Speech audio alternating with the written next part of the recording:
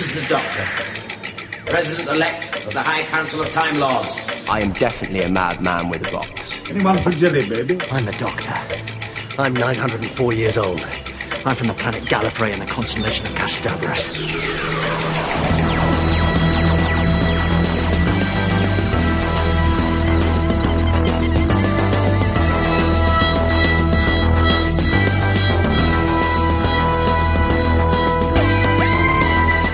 Hey Who fans, and welcome to the Big Blue Box podcast. My name's Gary. My name's Adam. And we're at episode 83.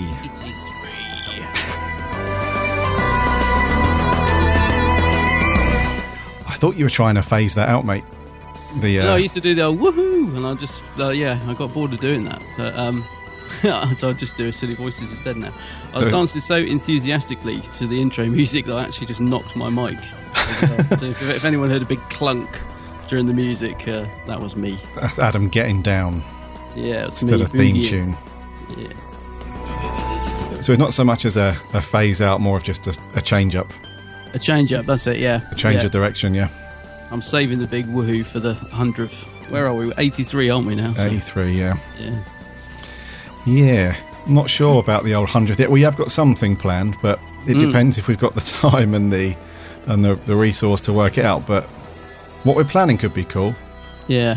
I was trying to work good. out what the 100th Doctor Who episode was as well. I was thinking we could review that, but I have a feeling it's not. I think it might be the Stones of Blood or something like that. I can't remember. I was trying to sort of think how we could tie it in with Doctor Who in the episode, but I don't know why I've got it. Just in the back of my head, I've got a feeling it was the Stones of Blood or something like that.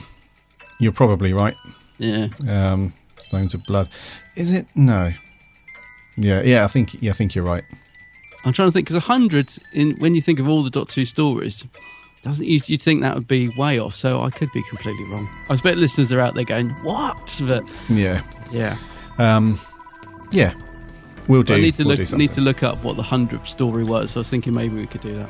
Well, it's a bit convoluted. There's probably plenty of arguments about what's the 100th story to be broadcast if you don't include like the missing stories and all that pilot. Yeah, or like chronologically what's the 100th, and all that stuff. So who knows? That's true. In the TV, not TV movies, the Cushion movies, and the Cushion. It's a whole can of worms, isn't it? We don't want to go down that road because our OCD will just be like, what the hell? Anyways, forget about the 100th episode. We're at 83. And we have some... so last week was a bit of a break from standard format for us. I hope you guys enjoyed our catch-up and our cosy little chat with Mr. Andrew Cartmel.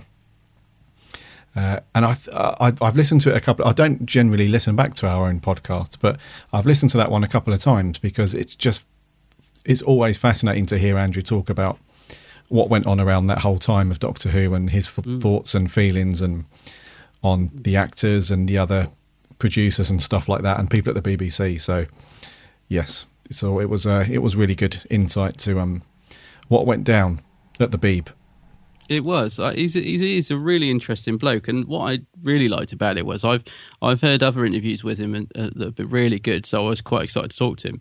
But I haven't heard him talk about the Colin era much before, so I was quite pleased, when he started chatting about that. We got a bit of an insight into his thoughts on that, and that's not something I've heard him talk about before, because obviously he's so heavily involved in the McCoy era. That's what he concentrates on. So he's just a really nice guy, and I did, although the interview went out on the Friday, I got to meet him on the Wednesday before, because we had recorded it the week before, so all a bit timey-wimey. And I went up and introduced myself and was like, hello, good to see you. I'm from the podcast. We spoke last week. And he's just a really, really nice guy, Andrew. Really, really, really nice guy. Yeah, he does seem like a lovely chap. Yeah, he said he really enjoyed it. Yeah. Well, who wouldn't? Yeah, well, exactly. A chance to hang out with us too.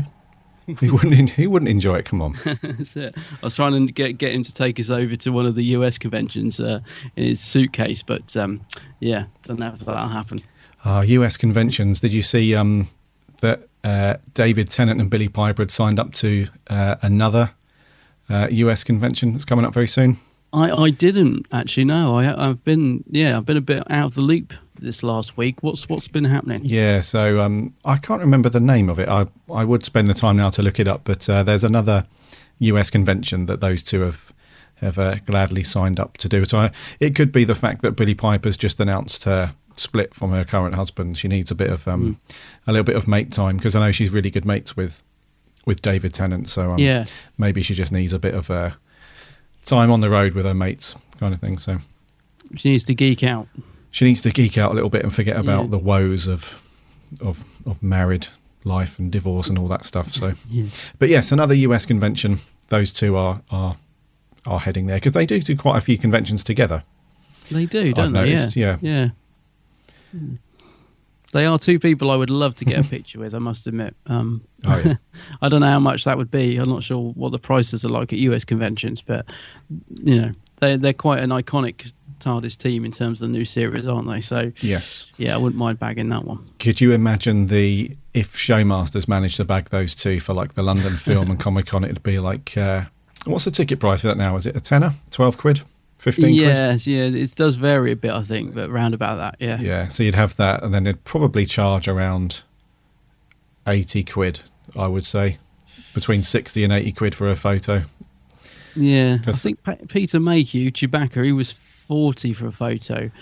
Recently, and I mean, yeah, he's big, but I think these guys would probably be more.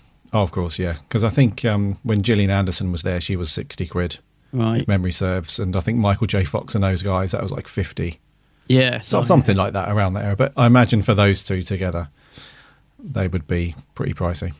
Because I don't think Showmasters have managed to get Tennant before. I might be wrong. I've got a feeling they've had Matt Smith before, though, because they seem to have him on their website, like on the photo booth bit. Yeah. There's a picture of him with I mean, that's not to say it's a UK one, I suppose. I don't know, but yeah, I have a feeling Matt might have done one. I'm not sure about David.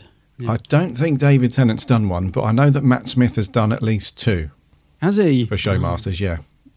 David Tennant, I agree, mate. I don't think they've nabbed him yet. I'd love to get a photo with Matt, actually. I really, really like Matt. That would be good. It would be good, and I've come close so many times as well. But it's quite ironic seeing the Peter Capaldi signing in HMV the other week, and how he, I don't know if it was down to him or what, but he stayed really late and made sure everyone got photos, and the staff were taking the photos. And I was thinking that is so different to when I met Matt at the HMV signings. It just couldn't have been more opposite. You would just rush through like cattle, no photos. It's like, I think now that they've sort of twigged on that, that it does them good on social media. I think they now welcome it. Do you know what I mean? I think, but it was great to see all these fans, like every single one of them coming away with like photo with Capaldi. Just like, I can't believe that's just happened, and it makes a big difference. I think that was great to see. I was on Twitter at that time. And it was just loads of, because obviously I don't follow all of the people that were there, but because they'd hashtag Doctor Who and all the rest of it, there were just like hundreds of retweets just going bonkers. Yeah. And yeah, you're right. It was just, he made time to stop with loads of fans and take a selfie. And apparently he never sat down. Apparently he was sat down for the very first person, and then they asked for a picture. And apparently he never sat down after that. He just stood at the desk signing. And the good thing was, I saw people saying that they didn't just sort of go, right, one, taking it, that's done. Apparently he was like, they were checking, they were taking at least 2 photos for people, and I've not heard of this for a while. Do you know what I mean? You don't normally get these events like that. They're just, it's just signature, move on. I mean, Elton John was there a couple of weeks beforehand, and he was talking about it on Graham Norton, and he was just like, he was behind a curtain, and he wouldn't have photos, or they wouldn't have photos, whatever, and it was just signed, go. Yeah. It's totally different. But because he said, otherwise I'd have been there all night. It was what he actually said. Right.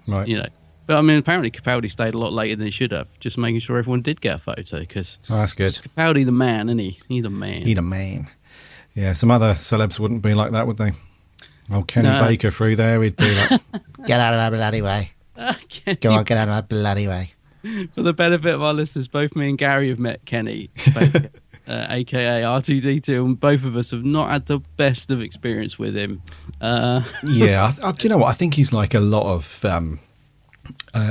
celebrities who do the convention circuit, where I honestly think you just have to catch them on the right day. Because, yeah, it's true. Because I know a couple of people who had been to the Collectomania event when they did it in Milton Keynes, when it was a little bit smaller and he was there. I know people who have gone there, and he's been totally cool. You know, he's had a laugh and a crack, and not really been any way. But it's just a coincidence that you and I, when we've met him in the past, he's just had one of those cranky days, and he just can't be bothered. So, yeah, he wasn't best pleased when I saw him.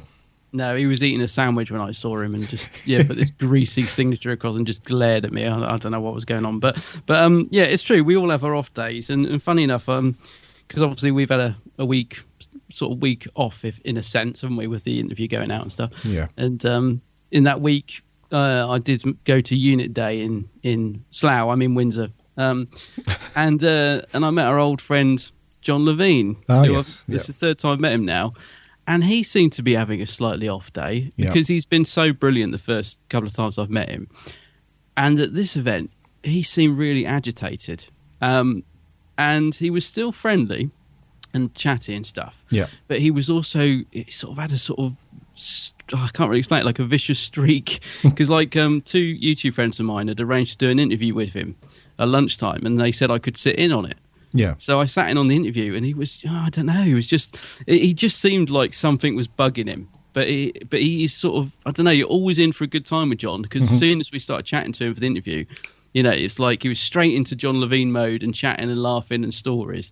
And then when the cameras were off, he was like heffing and blinding. And but I'm not saying he was bad or anything like that, because he wasn't. He was brilliant. He was fun. He was crazy as ever. But you could just see that he just wasn't in the best of moods. Do you know what I mean? Even though he was trying really hard to be nice. But yeah, he was a little bit, I wouldn't say tetchy, but not the happy chap that I've met the previous occasions, I would say. Yeah. Whereas Katie Manning and Richard Franklin, who were also at the event, were fantastic. I mean, Kate is just lovely. She's a very huggy person, loves to hug. She's being a bit saucy in the photo shoot as well, in a sort of very mild way, Yeah, she's lovely, and Richard Franklin's a very nice man as well. So it's a good fun day that was. It was good to get a photo with the unit team, the three of them together. It was really good. Yeah, they're only human, mate. Exactly, that's what I mean. We all have our off days. Yeah, it's not like we're paying them any money. No, it's not like they're making a living out of it. Come on. No, that's true. Yeah. So that's what I've been up to, really, since we last recorded. Was that what have you been doing? What have I been been doing in the week off? Come on, you've had a week off. In the week off, I will be spending any money. No, I haven't. I will be completely honest with you. I've had an extremely boring week off from the podcast. I've been a bit busy with the day job. I know I've said that a few times. I've been a bit busy with that. I've been up north to the northeast for a few days with work and stuff. I did take Four to Doomsday with me though, and I watched that when I watched that while I was in my hotel. Yeah. So I did have some Who stuff going on. Forbidden Planet was closed in Newcastle when I was on the way to the office while I was there, which is quite disappointing. I was hoping they would be open at 7 a.m, but you can't have everything, can you? No, you can't, no. Yeah. Because I did walk that way on purpose. As I was coming from the station through to the office, I thought, I'll go that way. You never know. Just might, yeah. I might see a guy open the shutter and I can just roll underneath before it reaches the bottom and I'll be in there. But no. So, not much Who going on. Not much anything going on, really. Just, making the most of the week off from recording and stuff. But now just back fresh, ready to rock and roll. It's all good. It's all good. Yeah, talking of rock and rolling, shall we land it and get into the news? Yes, we've got some cool... what's been happening in the world of Doctor Who? Yes.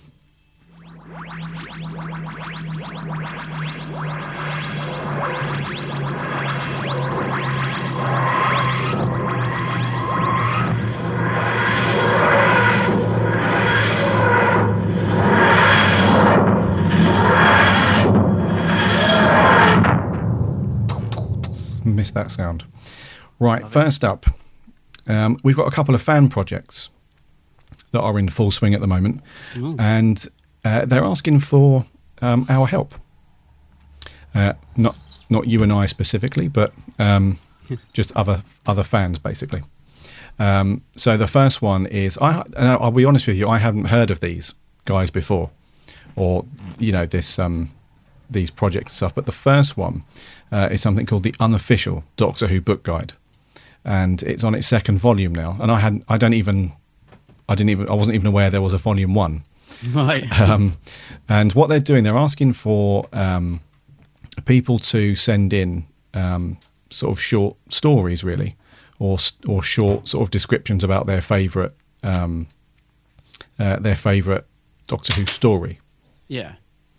And it's all for charity, so all profits go towards cancer research.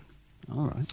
And you can supply a review or a description or whatever it is about your favourite fictional Doctor Who story that's been out. And this is in book form, by the way, so they're not asking for reviews of like TV episodes or anything like that. They're asking for just your thoughts and stuff on books. So Doctor Who stories in book form that are not part of the Target range. So if you're a big Target fan and you've got plenty of those up on the shelf, it's not for that. This is just like any story that's been published by BBC Books or an independent publisher that you want to send in your review or your thoughts on.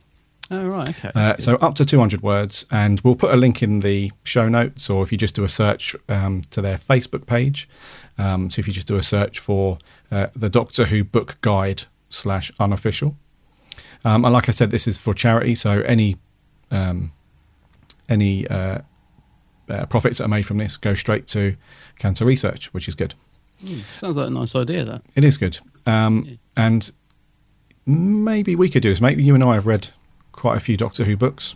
Maybe we'll pop a subscription over. It'd be good if you guys could do that. And the second project is, again, they're searching for story proposals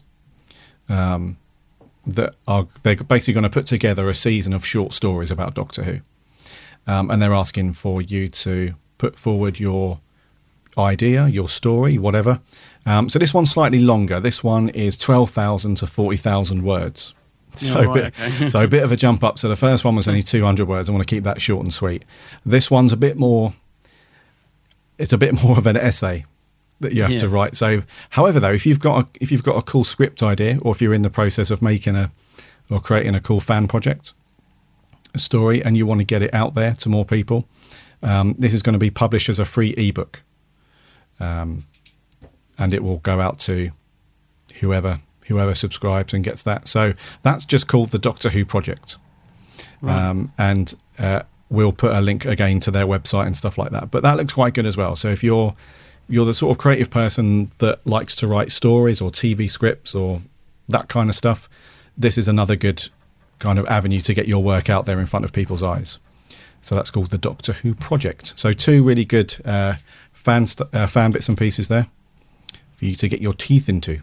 Yeah, and I know just from chatting to some of our listeners and that a lot of them are involved in their own little bits of fan work and stuff. So hopefully that'll appeal to them. That's really cool. Yes. It's cool. Yep. Right, in other bits of news, Amazon Prime have confirmed that they're going to exclusively stream Doctor Who in the United States. So I think this is good news because there's been a bit of bad news, isn't there, with them taking it off and certain sites and things. So anyway, it's good to have it confirmed. And this is going to be exclusively from Prime Video, Amazon Prime Video in the United States, kicking off with the first 8 of the modern series from the 27th of March. Now, I think they mean the Capaldi series, do they? Kicking off with the first 8. So I think they mean. Or do they mean the? Yeah, Eccleston through to Series 8. Yeah, I think it's just because they said with last year's Series 9 and Husbands of River Song to follow in the autumn. Oh, I see. So okay, yeah. So basically, it sounds like it's from Eccleston onwards, which is good. So all of it, basically, by the end of autumn, they'll be up to date. Yeah, and that's good. Anyone that wants to watch Husbands of River Song. Yeah, so that is good though, because there was a massive. The Whovians went nuts at Netflix a few months ago, didn't they? Because they basically announced that they were taking Doctor Who off of Netflix. And everybody sort of directed their anger at the wrong people, really, because it wasn't anything to do with Netflix. Netflix were more than happy to keep Doctor Who. It was the BBC Worldwide or BBC America, whoever, those guys pulled the plug. Yeah. And didn't renew the contract and stuff. So anyway, like you say, Amazon Prime Instant Video will be the new home for Doctor Who in the US. Couple that with Doctor Who going on to a new streaming service in Canada, Crave TV. All of America and Canada are now going to be covered for Doctor Who, which is good. Good news for you, because you Yes. love going to Canada. In the UK, we still have Doctor Who on Netflix, don't we? I don't think that's going to change anytime soon. Not at the minute, no. The only thing that does, I remember must have been a couple of years ago, they had quite a big chunk of the classic Who on Netflix. Yeah. And I don't know why they took all that off, because that was great to just go through. If you were just like browsing through Netflix and you're like, ooh, it's Doctor Who. And you could just cycle through like loads of the classic episodes really quickly. So that was good. But I don't know why they took the classic stuff off. It's got Eccleston onwards, but yes. Probably something to do with writers' royalties or something. Perhaps they only had them for a limited time. Yeah. Probably some really boring answer like that. Buggers. Yeah, buggers. Buggers. Last up in the news. This one's good. Peter Capaldi accepts the Guinness World Records title for the largest gathering of people dressed as Doctor Who characters. Fantastic. I love this. That's awesome, isn't it? So, in the most unlikely of places. So, at the Le Mole, am I saying that right? Le Mole? I'm sure that's right. Le Mole Comic Con in Mexico City. The most you would expect this kind of thing to go down in the US. I would have thought US, yeah. Maybe the UK. We're not really. There are far. Yeah, the cosplay scene is a lot. There's a lot more to it in the US than there is here. But yeah, so in Mexico City, the largest gathering of people dressed as Doctor Who characters in the Guinness World Records. How cool is that? It's brilliant. I love it. I love the fact Capaldi went over there to accept it as well. Brilliant. Well, actually, I think he's over there doing a bit of promotion, isn't he? Yes, as well. So yeah, but it's really good, and I'm looking at some of the photos as well, and I'd like to see more, because I'm thinking if this is the biggest collection of cosplayers of Doctor Who, there should be a whole photo gallery of this. And they've on the news site we've got about 3 or 4 pictures, but yeah, well, the ones we've got look good. Yeah. I bet it was a fun event. I bet Capaldi loved it. And do you like how the title of the show is, how they say it over in Mexico? Oh, Dr. Mysterio. Dr. Mysterio. Yes, I do like that. It's pretty good. If I was going to write a story for that book project you were just talking about, I might call it that, Dr. Mysterio. Dr. Mysterio. I think that's kind of good. Yeah. I did see, actually, because they did some YouTube live stream of Capaldi being interviewed, didn't they, in the week? Although I didn't see it, I saw people talking about it, because I think people were really hoping that he was going to announce the new companion. So I was sort of checking in on Twitter, because I couldn't actually get online at the time in terms of watching it via YouTube. But I think it just turned out to be a bit of a sort of non-event in terms of any spectacular news. It kind of reminded me of when the World Tour broadcast their first few live events, and it was such a disaster that they pulled the plug, I think, after 1 or 2, didn't they? Yes. So, yeah. From what I heard of this one, it kind of was similar, but but I didn't get to see it. But obviously, you didn't see it either, no? I didn't. No. No. What's it called? Sci-fi, is it? The channel's called. Yeah. Sci-fi. Yeah. Yeah, because I can see the big clunky. They got like a big clunky TARDIS on the stage as well, which is what I kept seeing pictures of, and I was like, "What is that?" Yeah. Sci-fi is not a bad channel, actually. It plays a lot of cheesy B movie style sci-fi, but it's not bad. Yeah. So yeah, good stuff. So that's good stuff though for Doctor Who. It is good, really good. And that's going to wrap for news. Right, shall we invite our Dalek friends in and see what tat is going around at the minute? Yeah, let's see what's in the little shop. Merch corner. Merch corner. Merch corner. I don't know whether to be impressed or disgusted. It's a bit rubbish, but it's pretty. It's very pretty. Titan Comics. Those guys we can never get enough Titan Comics. No, those guys are on a roll. They are. So not content with having loads of stories out for the 9th Doctor, the 8th, 9th, 10th, 11th, 12th Doctor, all those guys. They're now rewinding and go back to the classic years. And what better Doctor to start off the classic adventures than the 4th Doctor, Tom Baker. So episode 1 of the 4th Doctor Adventures is now out. Yeah, I must admit, I love the look of these because we were talking about the comics recently, weren't we? Saying we'd got such a backlog that were we going to, stop buying them and actually read the ones we'd got, and I think we were both in that boat. But I'm getting these. I think it's great to have some 4th Doctor comics, new 4th Doctor comics. I love the artwork on most of them. There's a couple of them that look a bit dodgy, but there are some that look great. In fact, I in general love the Titan comic covers. They've started doing a lot of sort of parodies of LP covers. I don't know if you noticed this, like a lot of the Bowie covers and stuff like that. And there's a Beatles one coming out as well. But generally their covers are pretty decent. I think they're quite nice, and the artwork inside is decent as well. Yes. So I'll be getting these. Yes, I've read episode 1. You have? Oh, yes, you got a preview, didn't you? Yeah. Yes. And I will say that it's very good. Oh, cool. If you guys want us to give you a few more details or review next week, we can do that. But seeing as it's literally only just landed, I don't want to go into the story too much and all that jazz. But it's very, very, it's very good. The writers have definitely changed the writing style to reflect like the classic era. Right. Okay. It's got a very nice classic. It's almost in the same way that, the newer Doctor Who on TV is obviously very different to the classic stuff. This has got a very similar vibe to it. So these ones are very different to the comics about the newer Doctors. Oh, right. Okay. Well, that's good. So yeah, it's really, really good.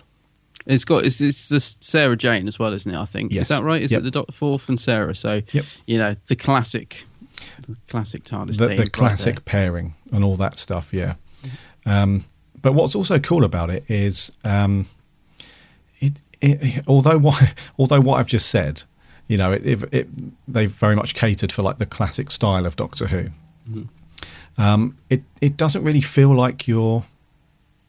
It doesn't really feel like you're reading a classic story, if that makes sense. Right. It feels like you've landed, and it's like the 4th Doctor adventures have kicked off like brand new again. It's almost like Tom Baker's reprised his role and you're back into the swing of things and it's a new adventure and stuff. Okay, it's a bit like the Big Finish 4th Doctor ones then. They sort of got that feel about it, but they also feel new. Yes. Yeah. Yeah.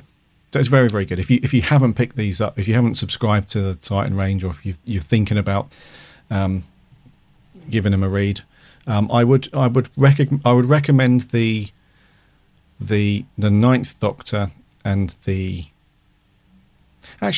most of them, but more so the 9th Doctor run was really, really good. But also the Tennant and the Smith ones were very good. I thought the Capaldi ones were good as well, but I thought those two, their stories and their runs were really good. So if you've been thinking about picking up the Titan comics, I would suggest getting the 9th or the 10th Doctor run. Yeah. Or if you can get back issues, and then this one, the Tom Baker. Very, very good. Very good. Yeah, because like I say, with the 9th and 10th, and I think 11th, they do after a while do like volumes, don't they? So I think you can get like what would you call it, like a graphic novel of the first sort of few. Yep. So which if you can't get the back issues, you can pretty much get them quite easily, and they're really nice actually because they're just the same thing but all bundled together. So yes, I'm going to get those from now on because you and I bought so many individual comics. I've got like literally a giant stack of Titan comics because it didn't help that we bought like 6 versions of the same cover on some of them and stuff. So I think I'll just wait for them to be released as the graphic novels or the trade paperbacks, whatever. That is it. That way. Because the variant covers are great, but they do tend to put a few of the variant covers inside those omnibus editions as well, don't they? So I think you're right. Maybe we should just buy them from now on. But yeah, that's just come out as well, isn't it? The Fourth Doctor, because I think they were slightly delayed, but I think they've literally just come out. Literally just now. Yep. So the usual suspects, so the Forbidden Planets and most other comic stores should have them. That's it. Yeah. If you need some more reading material, the Doctor Who magazine have just released their next in their series of essential collections, like they do these specials every now and again. This is number 7, apparently, of the essential Doctor Who collection, and this one's focusing on the Time Lords. And it features exclusive interviews with Terrance Dicks. Yay. Let's hope he was more chatty than he was at Unit Day. Stephen Thorne. He's normally a good guy. No, Terrance is... I love Terrance. He's brilliant. But I forgot to say, on that Unit Day, they did a meet and greet, half an hour, which was strange because they've never done that before. And it was a bit like at school where all the boys go one side and all the girls go the other. all the celebs sat one side and all the fans stood the other, and we were a bit afraid to talk to them. So we kind of... It was a bit... thing. But I did see Terrance, and I thought, I'll go and chat to Terrance. He'll be a laugh. And he was sat there with his lager, and he wasn't very chatty. That's all I'm going to say. I was just, all right, Terrance. Yeah. Okay. And then I kind of got wheeled off to meet somebody else, and it was the one person in the room who I didn't know who they were. It's like an old chap with a cravat, and I think he might have been a producer or something. So I was chatting to him, but I had absolute... I mean, the room was filled with people from Unit, and I knew all of them, but this one guy that I was kind of ushered over to meet. But anyway, I digress. So, the Essential Doctor Who, the Time Lords, Stephen Thorne, and then Michael Jason's got a little interview in there as well. So I do like these. I must admit, I will pick this up. I do tend to buy these Doctor Who magazine specials. The retail price is $9.99, so it's a little bit more than the other ones, but it's 116 pages, so you're getting more pages for your buck. You're getting value for that tenner. If you can find it though, because I know a lot of people. I know it's only just come out, but a lot of people are saying they can't find it, and I haven't found it yet. Okay. So I'll be keeping an eye out for it. Smiths normally have them, don't they? You normally Smiths, get. Yeah. Normally. So. Actually, Sainsbury's normally get these in fairly quick, I've noticed. Yeah. But the other ones have been quite good. I must admit, I haven't picked up any of these at all. Oh, okay. But I do like the covers, and I think wasn't the one about the TARDIS very good? Yeah, that's one of my favourite ones, because I just love the TARDIS, and it goes into all the interiors and all the things, and all the different variations, and I was in heaven. I love the TARDIS issue. That's my favourite one. Talking of inside the TARDIS. In the latest regular edition of the Doctor Who magazine, really good write-up on like the production of the TV, because it's like a TV movie special, isn't it? And they got some really good stuff about what went into the production of like that TARDIS and stuff like that. So, like the cloister room and all that. So it was a massive set, wasn't it? Huge. There's some really good behind-the-scenes photos in this. Actually, it'll just be coming to an end, but the latest issue of Doctor Who magazine.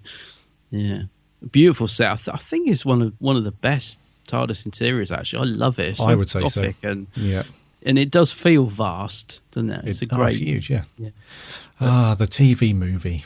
Did you? There's a little interview of Eric Roberts in this month's issue there as is, well, or last month's, depending when this goes out. But he's quite interesting. So I like the fact he's still got a lot of love for that role and stuff. And it's good. Yeah, well, we gave that a 7 and an 8.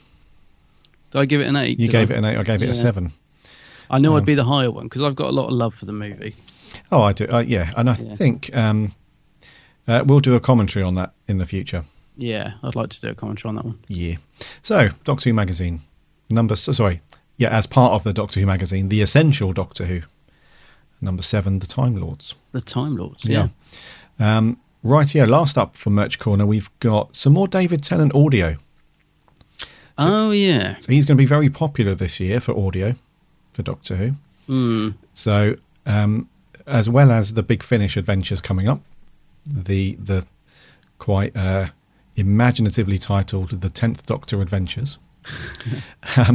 There's also going to be a 10th Doctor Adventures audio book, which is essentially just a bunch of stories that have been released already in book form, are just going to be read out by plenty of people. So I just thought actually, it's got the same. They've got the same title, haven't they? The 10th Doctor Adventures. Isn't that what the Big Finish are called as well? well, I was under the impression that this was going to be called the 10th Doctor Tales. Slightly different because see what they did there. yes, if you nip over to Amazon to pre-order, because this doesn't launch until August, the 4th of August, it's called Doctor Who, the 10th Doctor Tales, 10th Doctor Audio Originals. Yeah. So How much is it? it's 35 quid. 35 quid, and it's basically David Tennant, Catherine Tate, Michelle Ryan. Michelle Ryan, you'll know as Lady What's Her Face from your favourite special. Oh yes. And they're reading out stories that have been released previously on book format. So Pest Control, The Forever Trap, The Nemonite Invasion, The Rising Night, Day of the Troll, The Last Voyage, and Dead Air. Dead Air. Now, I remember Dead Air, because some of these, I don't know if all of them or some of these have been out on CD before, because I've got Pest Control, which is okay. And Dead Air, I'm pretty sure, won an award for Best Audio a couple of years back. So I don't know if all of these, but definitely some of them have been out on CD before. So I think this is just bringing them all together. I think so. Which is why I scoffed a bit at the price, because I thought, well, if they're all a bit old and been out before, I thought it was going to be like a nice cheap box set bringing them all together. But yeah. And just to be clear, the people that they've got to read the stories, they're not in character. no. So it's not David Tennant as the Doctor, or it's not Michelle Ryan as Lady. What's her name? Oh, D'Souza, Lady D'Souza. It's not that. It's just them reading the stories. Yeah.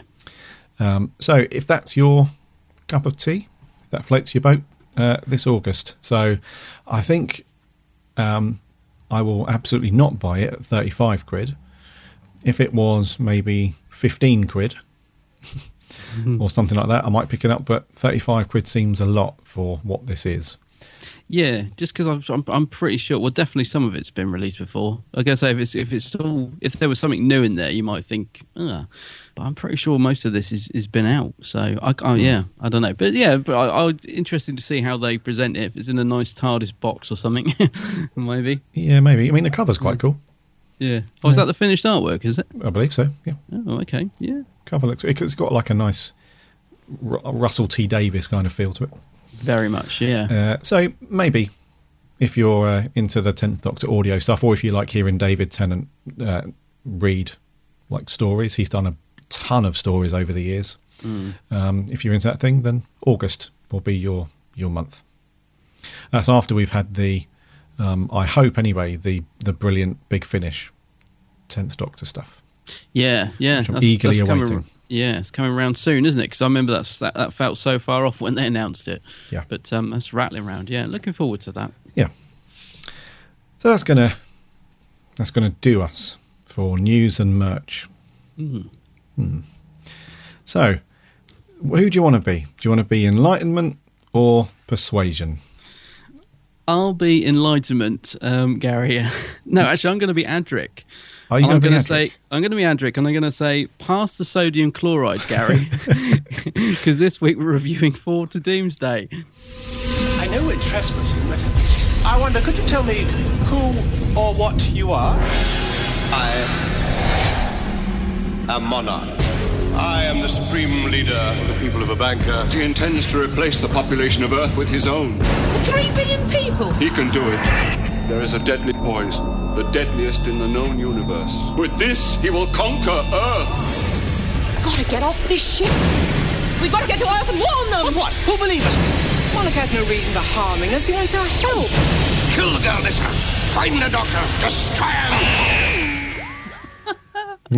That trailer makes it sound so exciting and brilliant and amazing. There's a good reason why I chose that trailer, which I found on YouTube, for this clip, because any other audio clip that I would have chosen would have put you to sleep. Yeah, So, I don't. The only thing that could, because that was a brilliant trailer. I loved that. That just was brilliant. I was actually chuckling. And the only thing that could have possibly made that trailer any better was if they'd included the line that Tegan says about a giant green galactic frog. Oh, So, that should have been in there, but Yes. yeah. So what an exciting trailer! But does the story live up to it? right. Does it live up to it? Forward to Doomsday. Right. Plot. For those of you who haven't seen it. And I have seen it, and I have no idea what the plot was. Right. Do tell, Gary. Right, so I'll do my best here. So No, the I plot do, is, but yeah. it's they're trying to get Tegan back to Heathrow Airport I'm going to lose my job. before she loses Which her she says job as a about trolley 10 dolly. times. Yeah. So the Doctor's basically getting a bunch of earache. It's like a married couple in a way, because she wants the bathroom decorated or whatever, and he's like, yeah, I'll get round to it, and then she just loses it. Yeah. So she keeps banging on about all the time, when are we going to get back to Heathrow Airport? So they're trying to do it. However, as predicted, the TARDIS goes off course and lands inside this mysterious giant spaceship, which is unusual for Doctor Who, I hear you cry. Yes. Yeah. And we get a nice, long, very long, extended model shot of it at the beginning, just in Yes. case you didn't realise how big Yeah. this spaceship is. Yes. So it's kind of like a Star Destroyer at the beginning of Star Wars, but just Made of egg boxes. made of egg. Yeah. Anyways, they land inside the spaceship, and this spaceship is run by three aliens who are they're called the leader guy is called Monarch, and then his two sidekicks, if you like, one's called Enlightenment, one's called Persuasion. And what their kind of vibe is, they've been going to Earth for thousands of years, and they've been capturing people of like sort of notable status within their sort of ethnic groups, I guess, taking them back to the spaceship, destroying their body, but downloading their thoughts and memories into these microchips, and then constructing like a sort of metal android version of them, so make them essentially immortal. And then what happens is they've been doing this over years and years and years, and then with the intent that these guys will go back to Earth for the final time, kill the population of Earth with the poison from frogs, and these androids then can take the Earth, call it as their own, and these guys can rule these guys comfortably from on high. I think is what's going on. Yeah, I think that's pretty much it. Roughly. Yeah. So, Forward to Doomsday. And these guys are called Urbankans. Bankans. Oh, okay. Urbankans, is that right? Yeah. Yeah, so Monarch, he's the ruler of Urbanka. And his fellow Urbankans are the ministers of Enlightenment and Persuasion, apparently. Mm-hmm. So that's the deal. So, Forward to Doomsday, mate.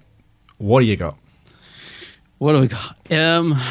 It's blimmin' hard work. That's what it is. Because I like a lot of the Davison era, a lot of it. But this is hard work. This story, it's so slow, and there is a plot there, but it's so thin. And the only thing I will say is I did find myself laughing a lot, but I don't think I was supposed to be laughing. Like, there were scenes in there. I mean, there is a fight between Adric and Tegan, which literally had me nearly rolling on the floor. Yep. It was so funny. But I don't know. This is just not good. It's not the worst. I mean, it is watchable. But it's not great at all. There's a lot of issues in this story.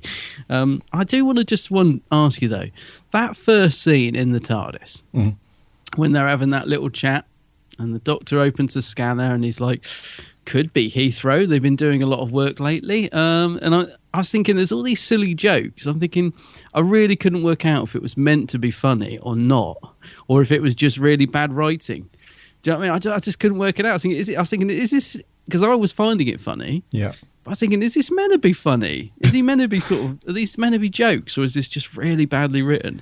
I just couldn't tell, and I felt a bit like that for a lot of this story, to be honest. I just was just laughing at it. But there is a great YouTube clip where Gareth Roberts and Clayton Hickman have overdubbed some like canned laughter and booze and stuff over that scene. And if you can find, have you seen it? No, I know of it though. Yeah, it's so funny. I really recommend everyone just search for that clip and find it. It's so funny because it works brilliantly with the lines that they're saying. It does seem like some sort of terrible comedy that would have to have canned laughter. But yeah, I wasn't impressed with this one. It is years since I've watched it. I was kind of looking forward to seeing it. I was kind of hoping that it would be better than I remembered and that. But I did kind of enjoy it in a way. There's a nostalgic sort of there's a nostalgicness to it that I like, but it is one of the worst Davison ones, I think. Okay. Yeah. What about you? What about me? Well, with the exception of it being a bit long, I actually really like this one. You don't. I do. I don't believe you. I do. How can you possibly like this story? I actually really like it, mate. God, it's terrible. Do you know what it is? I think acting is awful. I think it's one of those little guilty pleasure stories for me, where I'm fully aware, and I know that it's not like the greatest story ever written for Doctor Who, and I know that it's got its shortcomings and its pain points and stuff like that. I completely get that, and I accept those, but it doesn't stop me from enjoying it. I don't know why. I think it's just. It's one of those stories from the classic years where I find myself just appreciating its simplicity and appreciating its just... Because there are some things in it that are really, really good, like the sets. They're massive. The one that they keep using over and over again. Well, yeah, they're just huge. Throw a table in and think, that looks different. Well, do you know what? I was really impressed with with the sets. I know they've reused them a lot, and they just rejig stuff around and reuse them. But I thought the sets were really good. I thought the effects with like the little floating round cameras and stuff.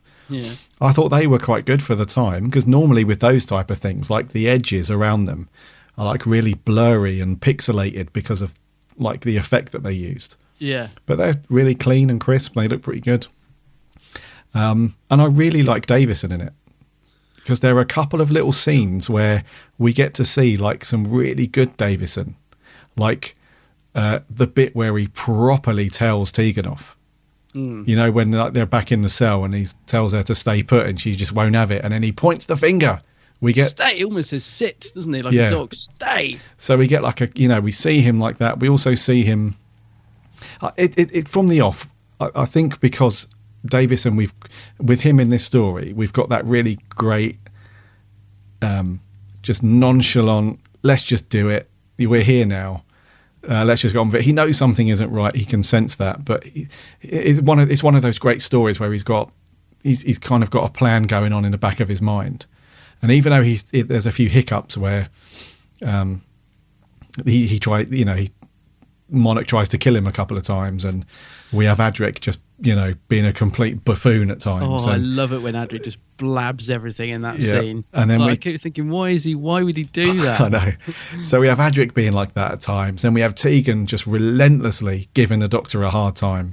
Got poor Nyssa trying to do her best and sort stuff out. I just think it's I know it's not intentionally funny as well, but we have like these real funny moments about it, and I like it. I honestly like watching it. It's not one of those ones where I'm like, right, now I've watched it, that's going to sit on the shelf for another 4 years, whatever, and I won't pick it up. I genuinely do quite enjoy it. I think one of the very few positive notes I've got is about the set, although it keeps just getting redressed. So I did write that I liked the sets, so I'll agree with you on that. Davison, I do like those moments when he's I think he's channeling Hartnell a bit, because this is although it wasn't the first one to be transmitted with Peter, it's the first one he recorded, isn't it? Because they recorded them out of order, so this was his first story to be recorded as the Doctor, so he's totally finding his feet in this story. And I think he's perhaps channeling a bit of William Hartnell in a lot of the scenes. Yes. That one you mentioned. And it is great when he's telling this. And also with Adric at the end, I do like that bit where he's saying to Adric, he's trying to convince Adric that the frogs are evil, and Adric's like, "Oh no, but they didn't kill you, and they could have killed you, and all this." Yeah. So I like it when he's in full flow, if you like. But yeah, overall, yeah, I just find, I mean, the first episode, I was sat there thinking absolutely nothing is happening. Like, Peter's been wandering around that set, he hasn't even noticed the ball yet, and he's been wandering around it for 5 minutes. I just find, that nothing happens in it. It's far too slow for me. That's what I thought. Yeah, it is a bit slow. This could have been a nice little 2-parter. Yeah, which would have been good. So 4 parts. It does. I'm fully aware that it drags on. But the acting as well. I mean, even from the regulars. I mean, I've got to let Peter off the hook because it's his first day on the job. And I actually think he does a really good job considering it's, his first story. Yeah. In terms of recording. So I'll let Peter off the hook. But the regular cast seem to be, it's as if they're reading off cue cards. Apart from Janet Fielding. I actually think Janet Fielding is good in this. Yeah. Because she's just really, really feisty. I know she's moaning a lot, but that's Tegan. But yeah, I like her in it. And I like Adric in it for all the wrong reasons. I just think he's so bad that I just find him brilliant. I just love the fact he's such a brat and that he blabs his mouth off about everything they're doing in the TARDIS to the frog. And so I really like Tegan and Adric in it. I love it when they have their fight and she throws him to the floor and knocks him out and then tries to take off in the TARDIS. I mean, would you? It's just ridiculous. Why would she even do that? Yeah. So there are moments. As I say, it's not. It's an easy enough watch. It could possibly send you to sleep because it's so slow. There are some interesting ideas in it. I'll give it that. But why does they make Tegan draw this sketch of the 2 humans? I mean, they've got all this computer equipment. Do they not know? And they've visited Earth all this. A few times we hear, but they not. But they need her to draw a sketch so they. Well, they haven't been there in. Well, they haven't been there in over. What was it? The last time they were there, how did the Doctor works it out in terms of how many, like the gap between their visits? So it's like 4,000 years, 8,000 years, something like that. So they haven't been there in thousands of years. Could they not, or hundreds of years, whatever it is, on the computer? Well, Wi-Fi might be a bit iffy in space, in deep space. Yeah, so Tegan takes about 10 minutes to draw this sketch, and it's a very good sketch. She's a hell of an artist. She's missed a trick there, I think. So she draws this sketch, and then suddenly these 2 green frogs come down the stairs, and they've sort of morphed into them, haven't they? They've taken on the likeness of the sketches, but they're not. Are they frogs?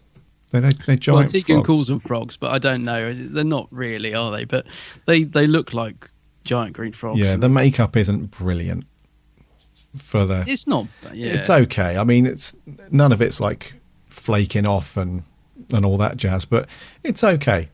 It's okay. We have to remember, right, that this was the first episode to be produced for Davison. So I'm not saying that that's like a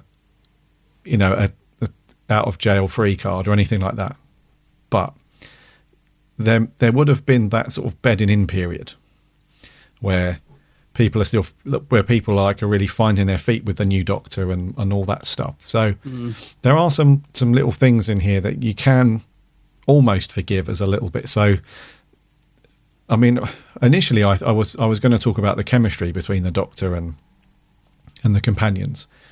But even from the off, I think there's a really good chemistry especially between him and Tegan. They have this very sort of buck heads. She wants to do one thing and he's trying to remain calm for a lot of the time. He's doing his best. She's really testing his patience until he loses it with her. Yeah. But there's that, like I said, it's almost like an old married couple kind of thing where he just kind of dismisses her moans off as like, oh yeah, her indoors, she's just moaning. And then him and Adric have this Adric seems to have no problem at all in accepting the fact that the Doctor's now regenerated, but he's still the same, the same man almost. He talks about him as if he's the same, doesn't he? He's like, oh, the Doctor delights in trouble or something like that. Yeah. So that's quite. There's no reset up there. You don't have to re-establish a relationship between the Doctor and Adric. Adric just seems happy to just continue as if the Doctor's the same guy, really. And then with Nyssa, she was very similar to Adric. She just got on with it. She just, with Nyssa, there wasn't really much of again, we didn't really have to have a big scene or a number of scenes where the Doctor and Nyssa are, getting to know each other. It just felt like it was just adventures from old. They all just seemed to get on with it, with the exception of Tegan, who was just kicking off at every opportunity. Yeah. I must admit, I do like this TARDIS team. I know that a lot of people feel it was overcrowded, and obviously it's difficult to give everyone something to do when you've got that many people. Yeah. But I've always liked this TARDIS team, and because Nyssa faints at the end. Yes. And apparently it's because she was supposed to be written out. She was the one that was going to go, and Peter Davison apparently said, sort of stood her corner and said, no, you don't want to get rid of that character. Yeah. So ultimately they got rid of Adric. So I don't quite know how that played out, but yeah, that's why she faints at the end, so that she's not in the next story very much, because that one had already been written. Because I did think that. I was thinking, well, what's happened there? What? That's how it ends, isn't it? She collapses on the floor, and I was cue the credits. I was thinking, what's going on? Yeah, that was going to be it, wasn't it? They were going to just write her out. She was going to be written out at that point. Yeah, as if she collapsed and died or something. But so that was Peter Davison. Then he insisted that I think when he was talking through his Doctor with the producer John Nathan Turner, he felt that she was the character that should stay and worked better with his Doctor. So I don't know if it was down to Davison that they got that Adric went, but it's probably contributed to it. He probably felt that if any of the characters was going to go, he was the best one to go. Right. But yeah, I like this. I do like this TARDIS team. I think Nissa's the weakest one in this episode. In terms of everything, actually, in terms of her acting is rubbish in this. She doesn't get anything to do particularly. She gets put in that funny machine at the end. But yeah, she's not very good in this. Whereas I think Tegan is Janet Fielding's giving quite a good performance. I like her feistiness. She works well with. She's great in this. Yeah. And same for Adric. I know people hate him, but I think he's funny in it. I love all the friction between him and the Doctor. All the the arguments and all that. I think it's funny. So I like him in it. So yeah, I do like the TARDIS team. I do. They are pretty good. And just to touch on Tegan. She does have a couple of really good scenes. The opening scene where she's in the TARDIS and she realises that they're not, unfortunately, at Heathrow Airport. She does make it very clear to the Doctor that she's not happy. And she's given a good performance there. But the other good performance is when she has that little scuffle with Adric. Oh, so funny. When she kind of shoves him out the way and he knocks him out. Shoves him on the floor. Knocks him unconscious on the floor and just leaves him. He's such a useless. There's that other scene, wasn't there? In not in this story, but the visitation. When he gets into that fight in the Visitation, out in the woods, when he kicks the robot. Yeah, he's just a useless. He's just a typical little boffin. I like him. He's most useful behind a table or a desk or something. No, I love it. I just love it. He's so bad. He's brilliant. I love Adric. But it was the way that scene was done. I like you. I burst out laughing. Oh, I was absolutely almost crying. I thought it was hilarious because it's not like he made a big thing of it either. As an actor, you might want to put a bit more of a emphasis on the fact that you've just smashed your head on the corner of a metal little stool thing, little bench. But the way he just falls face first. He doesn't even clonk his head. He's nowhere near it. So he goes down, and then that's it. He's just like a sleeping bag. He's just there. I think he's quite a delicate actor is our Matthew Waterhouse, because if you watch the scene in Earthshock when he's about to crash into the planet, you watch him pressing those buttons. He's as far away as those, because he knows that there's going to be little sparks going off. Oh yeah. He's as far away from that set of numbers as he can be. So he's a very delicate actor, Matthew. So when it comes to falls, he does all these stunts himself. You've got to remember that. So there's no stunt Adric in this. There's no double to shield him from the there is metal only one, and there can only be one. But yeah, they're a great scene. While I remember, have we reviewed Earthshock? Not yet. Okay, no, that's coming then. We're saying, I can't wait for that. Yeah. So the TARDIS team, yes, I think they're a good bunch, and I know they do get a lot of complaints from people saying that there's too many in the TARDIS at this point, and so on. And maybe that's why. Because it's interesting actually, because the way that they were going to write Nyssa out, which is a little bit. You just wouldn't have it these days in modern Doctor Who. For a companion to be written out that way just so quickly, if that was going to be the way she went, where she just collapsed and that was it, you'd never have that in Doctor Who these days. You'd have like a really big, you'd have like half a series, leading up to like a companion's departure.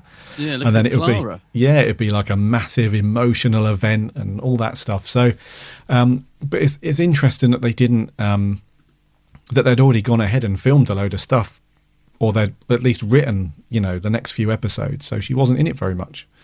Yeah, I was going to say, just to be clear, her collapsing wouldn't have been her exit. I think that was put in to keep her in, if that makes sense. Because I think she would have been written out, either at the end of this one or the start of the next one. But because they'd already written the script for Kinder, which is it Kinder that's next? It is, yeah. And she obviously wasn't in it. They thought, well, we'll get her to collapse, and then in the next story, instead of having to rewrite it, we'll just say she's in the TARDIS, not very well. Yeah. So they kind of put it in as a last minute sort of thing I think. So yeah, she wouldn't. I don't think that would have been her exit. She wouldn't have just collapsed on the floor, because that would be terrible. That'd be a terrible exit. Well, short and sweet. Worse than Dido's, wouldn't it? Where's Dido? She's having a cup of tea. She's not going to bother coming out here anymore. Poor William Hartnell. She just pied him off. Yeah. He didn't even get a goodbye. She didn't even come out on the doorstep and wave. That's right. No. But there is I was looking on Wikipedia on this earlier, and apparently there's the Big Finish story, Primeval. Primeval, yeah. They provide an explanation to Nyssa's collapse. Oh, at the end of this story. So it's touted eventually as she was just exhausted, and needed a rest up. That's how they wrote her character for the next few stories. She was just resting, putting her feet up in the TARDIS. But in this story from Big Finish, I don't know if any of our listeners have heard that one. Just give us a shout to let us know what the deal is with that. But apparently they go into a bit more of an explanation as to why she collapsed. Okay. I must admit I haven't heard it, so I don't know what that is. I've been intrigued by that, actually. That's interesting. Could be interesting to see what the deal was there. So, if you've listened to Primeval, give us a shout. So, what's actually going on with her in that machine? What's supposed to be happening to her? Well, she's meant to be being transferred into robot form. Yeah. So that helmet thing that they put on her, that's like downloading all of her thoughts and memories and whatnot. Because she's in there for quite a while. I'd expect at least one microchip to have been implanted in all that time. Like when that guy takes out of his chest, Oh, yeah. I'd have thought she'd have got at least halfway there. Yeah, well, that bit as well, though. I mean, what is going on with that effect when he lifts up his face and? Oh, dude, it's 1982 with no budget. Come on. All right. Yeah. I do like the bit with the chest, though, even though he's just stood in front of it. Oh, yeah, yeah. Yeah, I do like that. Yeah, I always love it I absolutely love it when you get a human taking off their face to reveal circuit boards. And I mean that seriously. I'm not even being sarcastic now. And I just always will love that. That is so sort of classic sci-fi in the 80s to me, you know, a bit like the android invasion when their face falls off and it's just two eyes on sticks. I will always love that. No matter how good or bad it's done, I will always love it. Yeah. But that effect is it's awful. Let's not beat around the bush. It is awful. And listeners out there who haven't seen it, the guy's like facing straight into the camera, and he pretends to lift up his face, and it's just like a superimposed android inside an android's head. And it is awful. They've sort of mixed two shots, haven't they? I'm assuming they had like a dummy head with the, with the lift up face with the circuits inside, and then he's obviously stood really still so they can mix the two pictures together. Yeah. So when they lift up the face, his face kind of moves. It does fade up, if you like. It fades up. Yeah. So like it's interesting. It is a funny one, and we have. There's a couple of moments like that, like the scene towards the end where the Doctor's out in space and those things. It's not too badly done, to be honest with you. Like I actually do really like that scene. Yeah. So when the way that they have him kind of like swimming, trying to, get himself through space and stuff, that was done pretty well. That could have been a lot worse. Yeah, I do. I like that. The fight that's going on inside, not so good. It's Adric, isn't it? Again, Adric's fight useless. Yeah. Is shockingly bad. Yeah. But I like what's going on outside the spaceship with Peter and the TARDIS in the background and all that. Yeah. And what a genius way to propel him towards the TARDIS. He gets the cricket ball out, lobs it against the side of the spaceship, and the momentum of the cricket ball coming back towards him as he catches it propels him to. That's just brilliant. You got to love that bit. Even though it's ridiculous, I absolutely love it. It's the best bit in the episode. Yeah. It is ridiculous and it's awful, but it's great at the same time. It's great. Yeah. It's absolutely great. You can forgive everything. It's just a great scene. Yeah.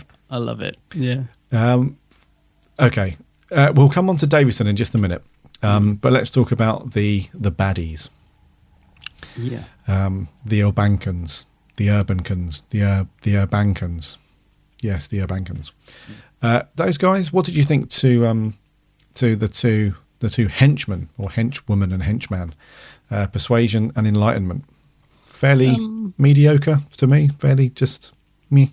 Yeah, they're not exactly giving much in terms of performance. I think it's probably intentional. I think they're trying to be a bit robotic. Are they? I don't know, but yeah, not great to be honest. No. Yeah, I think that. There was a scene where Persuasion could have had a bit more of a performance. It's where he gets sent off to kill the Doctor, and sort of dismantle the old guy. The older guy that's been helping him a lot. Oh yeah, Bygone. Yeah, Philip Locke. He just kind of strolls in, clicks his fingers. He's like, dismantle that, or decircuit that, whatever he calls it. And kill it. He is. They are playing it quite straight and, like you say, almost robotic in a way.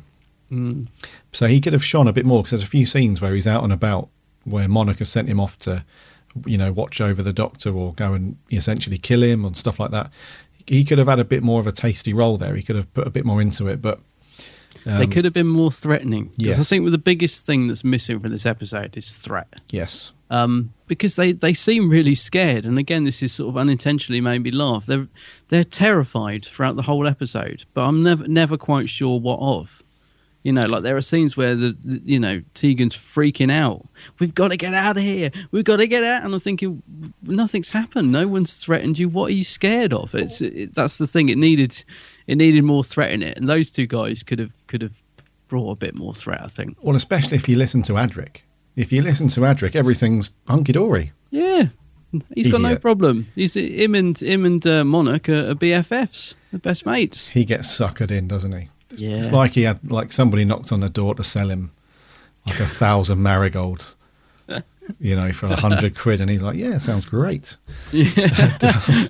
So he gets suckered in, and I love how the Doctor just gives it to him straight as well. He's like, "You gullible fool!" Scene. Like Yeah. In or out. Yeah. Yeah. That's cool. So why do they keep referring to them as the children? That bugged me. Why the children are let the children go? They're not children. They're I don't adults. know. I think maybe Even the Doctor says it. Yeah, I think maybe Monarch looks at them as like a family unit. You've got the Doctor who's like clearly the wise, very educated guy. And Adric does look very young still, remember? He does look like a teenager. And Tegan, not so much. She does look like a grown woman, but Nyssa, she does look fairly young as well. Not as young as Adric, but she does look fairly young in this still. I wouldn't, it's just the way they say it. It just doesn't fit right somehow. So what about Monarch then? Stratford Johns. The poshest alien frog in the galaxy. I actually don't mind him. I actually think he's all right. He's pretty funny. Even when he's trying to be threatening and he's trying to concoct a plan to get rid of the Doctor, and even when he gets a little bit angry, he's still funny because he's so British and so British. Even Peter's so British at times in this. Yeah. No, he's fine though. He works perfectly well. I think it's very much of that era. I have no problem with Monarch, to be honest with you. He looks okay. I like his big Harry Hill collar. I like him. There's a slight humour to his character as well. So I don't have any problem with Monarch. The way this character was written was just, he's completely not worried. Well, for most of the time anyway, he's just not worried about the potential threat that the Doctor could pose on his plan. He's very chilled, completely comfortable in what's going to happen, and he just doesn't see. It's not until right at the end where he gets up out of his seat and actually goes out and tries to confront the Doctor. You can see he gets a bit rattled, but the one time he actually leaves that comfy seat, and what happens? Gets poison thrown at him. Gets poisoned like a whole canister, like literally. If he'd have just sat and watched the rest of the TV, he would have been fine. But he had to get up. I thought that scene was, again, unintentionally really funny, because the Doctor could have quite easily just, constructed, got one of those androids to make like a little dart or something like that. But he just lobs it at takes that glass canister and throws it right in his face. I loved it. And the thing is, that's like, it's quite not savage, but it should be savage, because it's like, blimmin' heck, the Doctor's just thrown poison at this poor old frog, even if he is evil. But it's done in such a way that it's not savage, it's hilarious. It is funny. What does he cover up, though? Is there supposed to, he sort of covers him up with his space helmet at the end of it. What's supposed to be under there, frog? Or? Well, that particular poison turns them into like a thousandth of their size. It doesn't kill them, it just makes them tiny. Is there a little monarch under that? Yeah, it's meant to be like a little monarch, because you can see the helmet like wobbling away. After he puts the space helmet on, you can see it like wobbling. It's a bit like it's a little bit like that classic thing where, in films where they put something on someone who's been shrunk down and then it wobbles around. Yeah. It's that kind of effect I think they're going for, but it's funny. Can we talk about the space helmets for a minute? What's going on there? Yeah, so there's two versions, isn't there?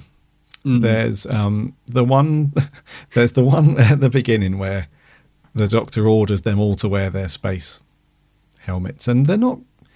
I find it bizarre because they're not linked to any kind of oxygen tank or anything like that. It's just like it's like a plastic crash helmet that's been sawn in half, and it's got like some vacuum cleaner hose around the front, and it's got like a little plastic bit. I can't see how it's doing anything because the front of it's completely exposed. Yeah. So so its purpose is completely, it's not going to work right from the off anyway, because if there's no atmosphere, you need something contained to keep your oxygen inside something. This is just like, you might as well just wear a baseball cap. Yeah, I just kept thinking as well, this being Peter's first story, I just kept thinking, what did he think when he saw it? Did he think, what on earth have I got myself into? He's gone from All Creatures Great and Small to this. What did he think? But yeah, I mean, the actual design of them probably looked really good on the sketch pad, but I'm not sure they were realised. Yeah, I mean, probably, like the production notes when they were going through, like, the prop guys. And they were like, we need a very cool looking space helmet. We need something that's going to look great. And they probably went back with this full on NASA style helmet, and they were like, no, we can't see their faces. But if they don't have it on, how can they breathe? Don't worry about that. This is Doctor Who. We don't need to worry about it. That can be explained in a story that, 10 years from now, we'll explain all that stuff. We'll leave that to Big Finish. We'll leave that to Big Finish, yeah. But yeah, the space helmets, they do look a bit weird. And then we have the secondary one that Adric wears. You know, he's got like a full-on spacesuit to go outside in. So he's got a bit more of a full-on proper space helmet and suit and stuff. But you know, we were asking ridiculous. Andrew Cartmel if he ever sort of took any props home with him. Yes. I can't help but feel that Matthew Waterhouse might have still got that suit at home. Just in his wardrobe, just takes it out now and again. Just thinks, oh, yes, those were the days. The good old days. That spacesuit. Yeah. So, prop-wise, again, as expected with some classic Who, it's not the best. Yeah. But it's quite charming. Yeah, it's charming, yeah. I was going to say it does. It's still, yeah, you still look at it and it's got that sort of cult classic look about it, and you think, oh, you know, you got to love it, really. It's completely unrealistic and non-functional, but it looks cool. What's the flesh time all about? They keep going on about the flesh time. What's that? Flesh time? I think that's when... Sounds so weird. I think what they're referring to is like life before the robots. Flesh time, right? Okay. Because the Begon, is it Bygone or Begon? Bygone. Bygone. Yeah. He's got one of those special circuits that have got the 3 microchips on it, so that enables him to think pretty freely and all that stuff. But all the other robots have only got the one, so they're just like mindless. Yeah. Robots that get, you know. So I think they're referring to before that time, where humans were flesh and blood and could have like free thought and free will and all that stuff. What is it that Bygone shouts in episode 4? I tried to write it down. Is it Bazoos? It's like Bazoos. Something, and I was thinking, what? I can't remember. It's something like that. He's like, it's supposed to be sort of, you know, exclaiming shock and amazement at something, isn't he? But instead of going, wow, he says Bazoos, which is something I'm going to start using from now on. Well, yeah, that's in the vocabulary. Very catchy. Yep. Yeah.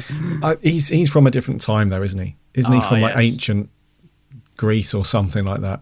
That's it. Yeah, I think so. Yeah. Yeah. So all these things can be explained, buddy. You just have to look a bit deeper. Just got to look a bit deeper. Yeah. You have to appreciate the writing a bit more. Try and keep your eyes open and. Well, exactly. If you weren't asleep, you'd get it. Maybe this is one that I shouldn't have watched all in one go, because sometimes I watch 2 and then the following I watch 2, but due to time restraints this week I had to watch it all in one go. But maybe it would have benefited if I'd have had a rest. And I'm sure a lot of people are like that. But for me, I enjoyed watching all 4. Like I said, I liked it.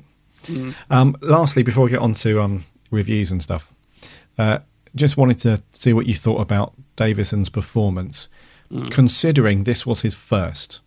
So although Castrovalva came out, you know, this was the first one in front of the camera for him, wasn't it? Yeah, I think that scene where he comes out the TARDIS for the first time, you know, when he's looking around the set and the ball's watching him for 10 minutes. Yeah. That was the first thing he ever filmed. It's the Fifth Doctor, I believe. Yeah. So what do you reckon to his performance then as the Doctor, seeing as this is his first kind of bunch of scenes? Yeah, he's still good. He's clearly finding his feet naturally, but he's still good in it. I mean, he's nothing like the Doctor we get by the end of his run, Caves of Antarctica, but that's to be expected. Yeah. No, I still think Peter's really good in it. I wouldn't. It's by far obviously his best performance, but like you said, I can't judge him because it's his first go. I mean, I can't judge Sylvester McCoy on Time of the Rani. You know what I mean? Everyone's got to start somewhere, and I think he does a really good job actually, considering it's his first episode to be recorded.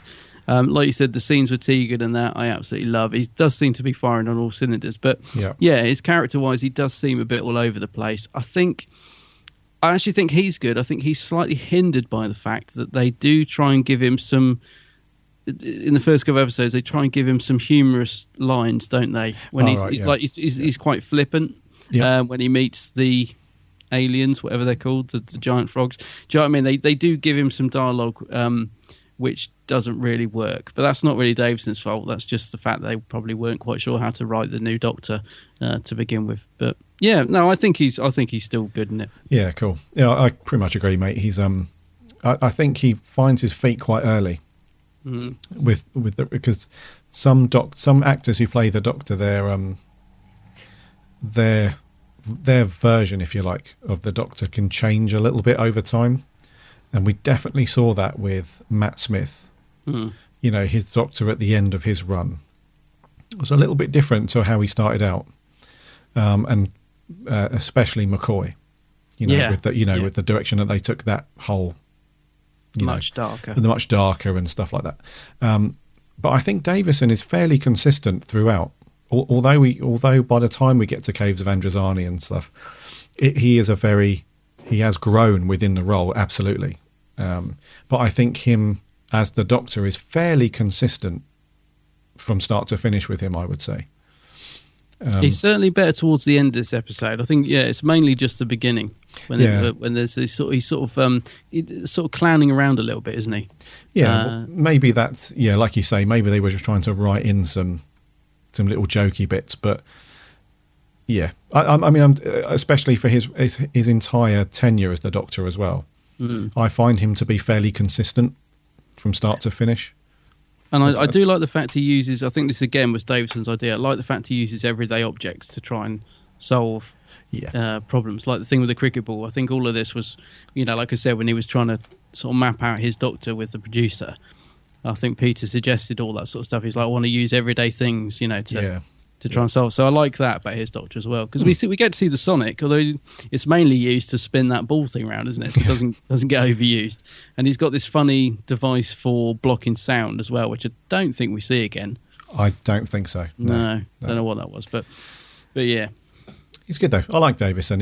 I really do like him as he's up there with my top 3 of the classic Doctors. Yeah, I do. I love Davison as well. I must admit. Yeah, really do like his Doctor.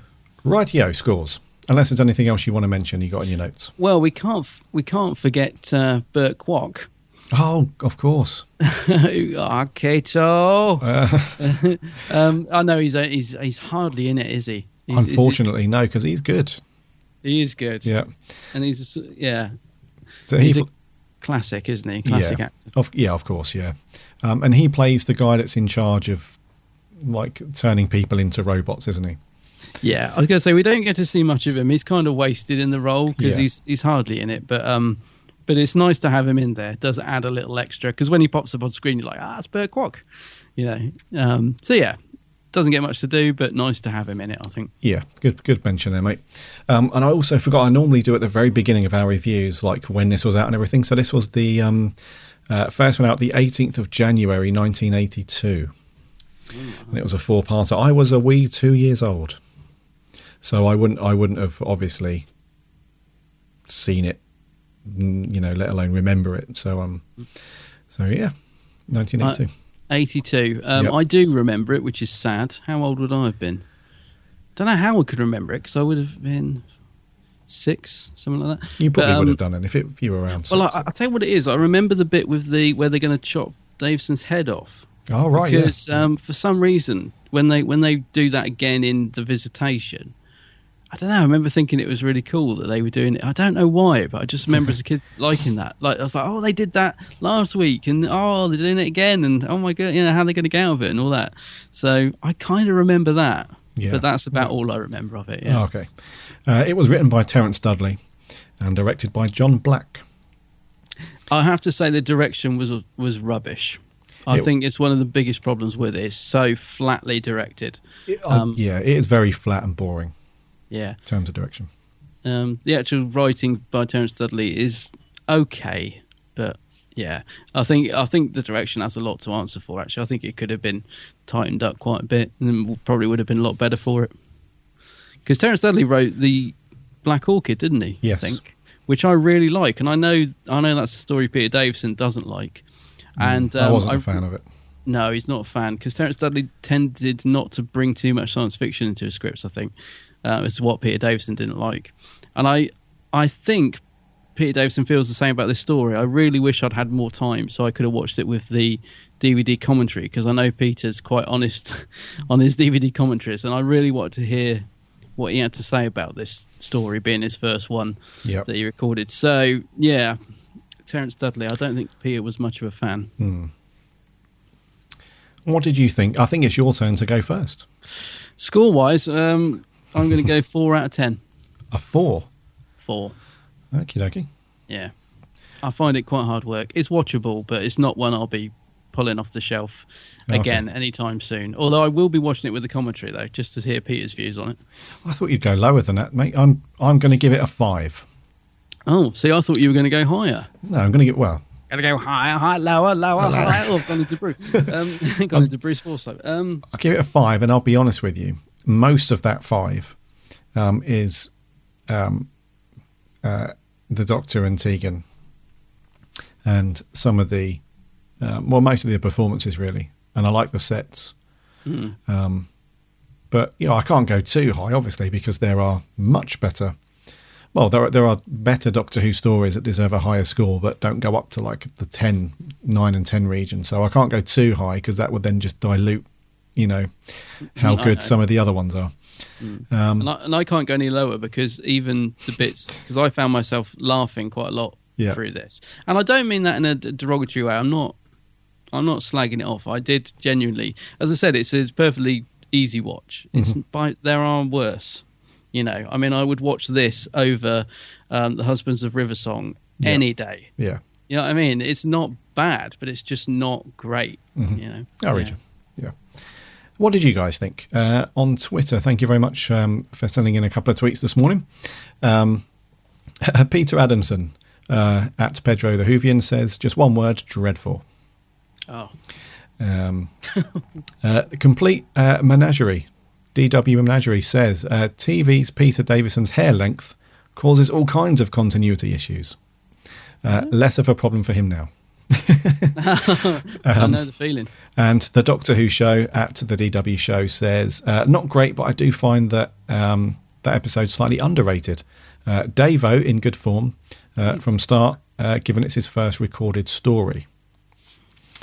And he or she, I'm not sure if it's a guy or a lady. I'm very sorry. The Doctor Who show says, Davo's my doctor. And I have a gazillion opinions on all his stories. Over on Facebook, Loopy Lou says she enjoyed reliving one of the earliest Who memories whilst her hubby was bored through the entire thing. Not the most exciting episode, so she'll give it a 5 out of 10. Lewis Palmer says, season 19 is probably my biggest guilty pleasure. For some reason, I really like or love every story, with the exception of Time Flight and this. It's all right, but it's quite dull. There are some interesting ideas at play here, and the shot where the Doctor catches the cricket ball in space is pretty awesome. But it's hard for me to get enthusiastic about this as it's quite forgettable, so 6 out of 10. Finn Walsh says, this was a decent story, not much to say about this one. The cast was okay, the story was okay, and I'll be generous, seeing as I like Peter's era, and give it a 7 out of 10. 7? Wow, that is generous. Jeff Waddle. Oh. This was about the time I gave up on Who, and only caught up with and only caught up with the stories I'd missed much later on. Needn't have bothered with this. Like a bad school play. Poor story, no threat, poor performances. What the hell were they thinking? Sammy Satine, she says, interesting names for 3 green stone-faced aliens. Monarch turns out to be not so nice. Luckily, the Doctor manages to save the day. I don't mind Adric, though I can see with more exposure he might get a bit more annoying. Nyssa, the poor thing, nearly gets herself killed, but she's so sweet. And I really don't understand how the Doctor puts up with Tegan. All she does is whinge about wanting to get back to Heathrow. Yes. She says, not all Aussies are like Tegan. And I've been hoping for quite some time that if they ever get to do an Aussie character in Doctor Who, they'll just write them better than this one. I think we do appreciate that not all you Aussies are like Tegan. No offence to Janet, she does a great job. At least the accent isn't OTT. And I'm assuming the Aboriginal characters in this are okay with the Aboriginals. She gives it a 5. A 5. And lastly, Ben Smith says, dull as dishwater. I can't really remember what happens in it because every time I watch it, I fall asleep. So there we go. Anything on the Geek's handbag? Not a sausage. No, nothing at all. And I'll be honest with you, we didn't have any audio clips in either. So that's indicative of the might of this story. Yeah, their silence speaks volumes. It does indeed. So, so Fall to Doomsday. I actually quite like it. I appreciate its flaws and all that jazz, but so a 5 from me and a 4 from you, buddy. Yeah. Right, next week, something completely different. What are we going to do next week, buddy? So yes, next week we're doing the 10th Doctor story, Midnight, and I am looking forward to that one. Yay, Midnight. When's the last time we did Tennant? Gosh, I can't remember now. A little while ago. But Midnight's an interesting one. When I say I'm looking forward to it, don't assume that I love it or hate it, because, I've got an interesting little story about that one. So I am looking forward to reviewing it. Me too. Will be a good one. And that will be episode 30. I was going to say 33 then. Whoa, we have gone timey-wimey. That's episode 83. Done.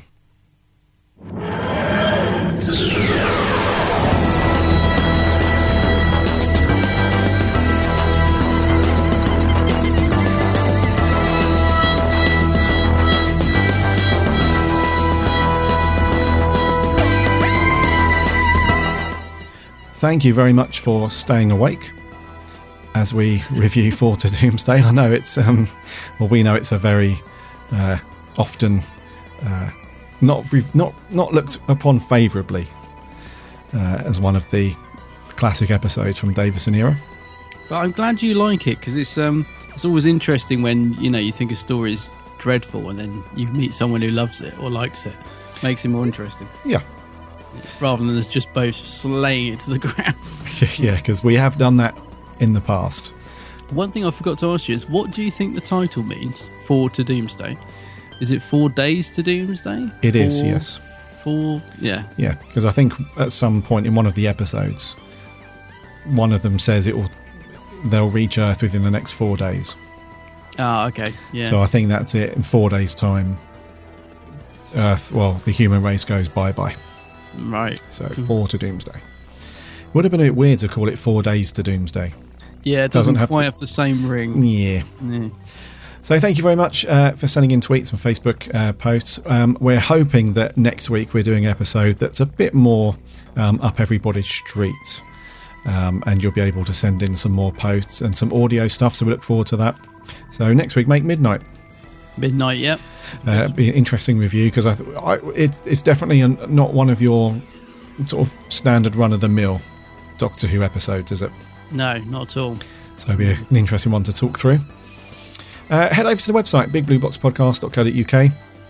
You can listen to all of our past episodes on there, and you can also link off to Twitter, Facebook, Instagram, and sign up to the newsletter, which I promise is coming very, very soon. Also check out Adam's channel, The Geek's Handbag. Just do a search for that on YouTube and Facebook. Your recent video, was it day 1 of your vlog? Your trip to Cardiff was really good. Yeah, lots of stairs. You see how out of shape I am. Yeah, there was. It killed me walking up that castle. It looks cool though, Cardiff Castle. Oh, it was great. It's a great place. The second part will be up now or tonight or whenever. I don't know when this is going out, but I'm planning to have it up Friday night, and it has taken me forever to edit because it's the Doctor Who Experience video, and I just filmed so much stuff in there. You can imagine I was like a kid in a candy shop, so yeah. I had to cut it down a lot. So I finally did it, and it should be up now, tonight, whenever. Yeah. Good stuff. So remember to check out Adam's channel, it's really good. So until next week, my name's Gary. My name's Adam. And remember, Lonty.